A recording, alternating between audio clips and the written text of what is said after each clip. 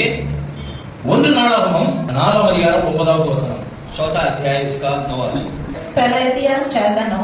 और याबेस अपने भाइयों से अधिक प्रतिष्ठित हुआ और उसकी माता ने यह कहकर उसका नाम याबेस रखा कि मैंने इसे पीड़ित होकर उत्पन्न किया। தன் சகோதரனை பார்க்கிலும் கனமற்றவனாய் இருந்தான். याबेस अपने भाइयों से ज्यादा प्रतिष्ठित था। தன்னுடைய சகோதரனை பார்க்கிலும் ரிச்மேனாய் இருந்தான். अपने भाइयों से ज्यादा अमीर था। தன்னுடைய சகோதரனை பார்க்கிலும் திறமையுள்ளவனாய் இருந்தான். अपने भाइयों से ज्यादा बलवंत था। தன்னுடைய சகோதரனை பார்க்கிலும் மிகுந்த சொத்துள்ளவனாக அநேக வீடுகள் உள்ளவனாக இருந்தான். अपने भाइयों से ज्यादा उसकी जायदाद की ज्यादा वो प्रतिष्ठित बड़ा था। தன்னுடைய சகோதரனை பார்க்கிலும் பணக்காரனாய் இருந்தான். अपने भाइयों से ज्यादा अमीर था, धनवान था। அதற்கு காரணம் என்ன? அடுத்த வசனத்தை வாசிங்க. उसका कारण दूसरे वचन में लिखा है। याबेस ने इस्राएल के परमेश्वर को यह कहकर पुकारा कि भला होता कि तू मुझे सचमुच आशीष देता और मेरा देश बढ़ाता और तेरा हाथ मेरे साथ रहता और तू मुझे बुराई से ऐसा बचा रखता कि मैं उससे पीड़ित ना होता और जो कुछ उसने मांगा वह परमेश्वर ने उसे दिया। யாபேஸ் இஸ்ரவேலின் தேவனாகிய கர்த்தரை நோக்கி அவன் ஜெபம் பண்றான். याबेस इस्राएल के परमेश्वर की ओर देखकर प्रार्थना करता है। தேவரே என்னை ஆசீர்வதித்து परमेश्वर मुझे आशीष देकर, என் எல்லையை பெரிதாக்கி मुझे बड़ा करके, தீங்கு என்னை துக்கப்படுத்தாதபடிக்கு मुझे मैं दुख न पाऊं वैसे, அதற்கு என்னை விலக்கி காத்தருளும் என்று சொல்லி ஜெபம் பண்றான். मुझे देख के बचा के, बुराई से बचा के ऐसी प्रार्थना करता है। ஜெபம் பண்ணும் பொழுது நாம் உயர்த்தப்பட போகிறோம். परमेश्वर के प्रिय लोगों, प्रार्थना करते समय हम प्रतिष्ठित होंगे, बड़े होंगे। மூன்றாவது காரியம் என்ன? तीसरा कार्य क्या है? ஜெபம் பண்ணும் பொழுது நாம் உயர்த்தப்பட போகிறோம். प्रार्थना करते समय हम प्रतिष्ठित होंगे। ஜெபமே ஜெயம்.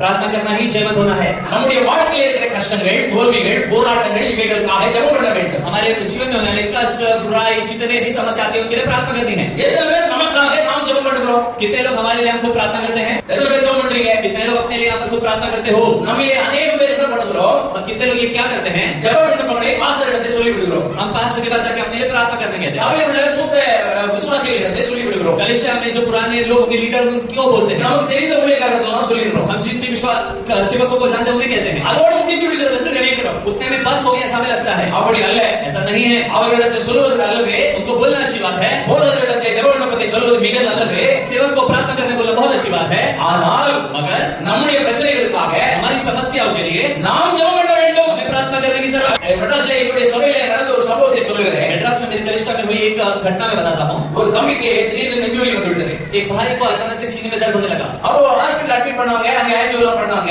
तो अस्पताल में एडमिट करके उनको एंजियोग्राम किया। டாக்டர் சொன்னாரு, डॉक्टर ने कहा உங்களுக்கு செல்ஃப் வெட்டின்னு சொன்னாங்க. स्टेम रखना पड़ेगा कहा।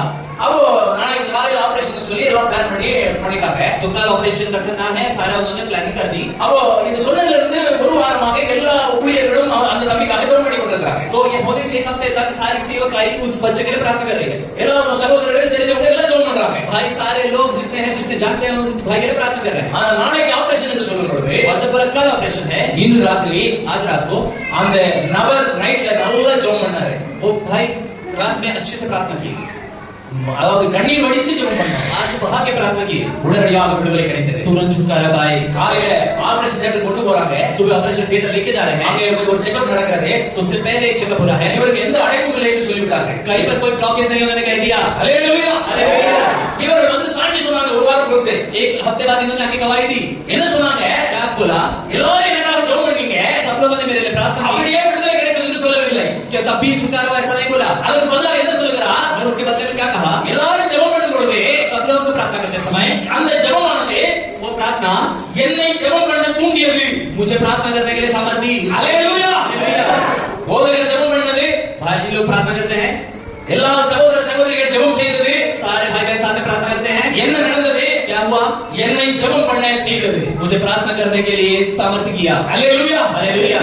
அப்போ இன்னைக்கு நாம் எல்லாரிடத்திலும் சொல்லுகிறோம், अभी हम सारी जगह पर कहते हैं, எனக்காக ஜெபம் பண்ணுங்க என்று சொல்லுகிறோம். मेरे लिए प्रार्थना करो करके कहते हैं, ஆனால் நாம் ஜெபம் பண்ண மறந்து விடுகிறோம். मगर हम खुद प्रार्थना करना भूल जा रहे हैं। இந்த எல்லாருடைய ஜெபமும் நம்மை ஜெபம் பண்ண வைக்கும். ये सारे लोगों की प्रार्थना हमें प्रार्थना करने के लिए लगाएगी, प्रोत्साहित करेगी। ஆனால் ஃபைனலாக நமக்கு அற்புதம் நடக்க வேண்டும் என்றால் நாம் நமக்காக ஜெபம் செய்ய और வேண்டும். आखिर में आपके साथ एक अद्भुत काम होना है तो हमें खुद प्रार्थना करनी होगी। ஹல்லேலூயா. हालेलुया। இப்ப பக்கத்துல கையை பிடிச்சு சொல்லுங்க, अभी अपने पड़ोसी हाथ पकड़ के कहिए, தினந்தோறும் रोज रोज நீங்கள் आप சரியாக ஜெபம் பண்ண வேண்டும். सही से प्रार्थना करना है। அப்பொழுது உங்களுடைய வாழ்க்கையில் இருக்கிற கஷ்டம் நீங்கிவிடும். तब आपके जीवन से कष्ट दूर होंगे। ஜெபமே ஜெயம். प्रार्थना करना ही जयवंत होना है। ஆமென். இஸ்ரவேல் தேவனை நோக்கி ஜெபம் செய்து பண்ணினான். यावे से इस्राएल ने परमेश्वर के ताक के प्रार्थना की. அந்த ஜெபத்தை தேவன் கேட்டு பதில் கொடுத்து அவனை ஆசீர்வதித்தார். उस प्रार्थना को परमेश्वर ने सुन के उत्तर देके उसे आशीष दी. அவனுடைய எல்லையை பெரிதாக்கினார். उसे प्रतिष्ठित किया. அவனுடைய வாழ்க்கையில எல்லாவற்றிலும் தன் சகோதரரை பார்க்கிலும் பெரியவனாக மாறினான். जीवन के हर दौर में उसके भाइयों से के सामने भी उसे ऊंचा उठाया, बड़ा बनाया. அல்லேலூயா. हालेलुया. இன்னைக்கு ஒரு பொருத்தனை செய்யுங்கள். आज एक काम कीजिए, இன்னைக்கு ஒரு முடிவெடுங்க. आज एक निर्णय लीजिए. இன்னையிலிருந்து நான் தினந்தோறும் ஜெபம் பண்ண போறேன். आज से मैं रोज प्रार्थना करूंगा. எனக்காக என் பிள்ளைகளுக்காக ஜெபம் பண்ண போகிறேன். मेरे लिए, मेरे बच्चों के लिए मैं प्रार्थना करूंगा. இயேசு கிறிஸ்துவை சிலுவையை அடிக்கும்படியாக சிலுவையை சுமந்து கொண்டு போகிறார். यीशु को मारने के लिए, क्रूस पे चढ़ाने के लिए ले जाते हैं. அப்பொழுது எருசலேம் சகோதரிகள் எல்லாம் அங்கே வருகிறார்கள். उस समय यरूशलेम के सारे लोग आते हैं. ஐயோ இயேசுக்கு இந்த நிலைமை ஆகிட்டே என்று எல்லாரும் அழுகிறாங்க. सब यीशु की ये दुर्दशा हो गई सोच के रो रहे हैं. அப்போ இயேசு சொல்லுகிறார், तब यीशु कहते हैं, எருசலேம் குமாரத்திகளே, यरूशलेम के लोगों, நீங்கள் எனக்காக அழாதீர்கள், तुम मेरे लिए मत रो, உங்களுக்காகவும் உங்கள் பிள்ளைகளுக்காகவும் அழுங்கள். अपने लिए और अपने बच्चों के लिए रो. அல்லேலூயா. हालेलुया. இன்றிலிருந்து உங்களுக்காக உங்களுடைய பிள்ளைகளுக்காக ஜெபம் பண்ணுங்க. आज से अपने लिए और अपने बच्चों के लिए प्रार्थना करो. கர்த்தர் உங்களை கனமுள்ள பாத்திரமாய் மாற்றுவார். परमेश्वर तुम्हें इस्तेमाल करने वाला पात्र करके बनाएगा. அல்லேலூயா. हालेलुया.